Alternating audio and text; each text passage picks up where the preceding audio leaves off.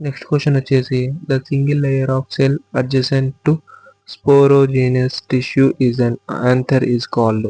ఒక పుట్టలోని స్పోరోజీనియస్ కణజాలం పక్కనే ఉన్న కణజాలం యొక్క ఒకే పొరను ఏమంటారు?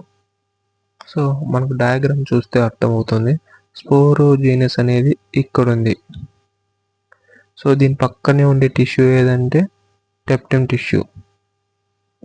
సో మనకు పక్కన ఉండేది ఏంటంటే టపెటమ్. నెక్స్ట్ వచ్చేసి ఎపిడెర్మిస్. ఎపిడెర్మిస్ ఎక్కడ ఉంటుంది? Outer most layer of the skin is called epidermis. Outer most లేయర్లో ఉంటుంది. Next middle layers. Middle layers ఎక్కడ ఉంటాయంటే అవుటర్ మోస్ట్ లేయర్ కింద ఉంటాయి మిడిల్ లేయర్స్. సో ఇక్కడ ఉంటుంది. నెక్స్ట్ వచ్చేసి ఎండోథెసియం. ఇది వచ్చేసి మనకు ఎపిడెర్మిస్కు మిడిల్ లేయర్స్కు మధ్యలో అయితే ఉంటుంది ఎండోథెసియం. సో మనకి ఈ క్వశ్చన్కి వచ్చేసి ఆన్సర్ వచ్చేసి టపెటమ్.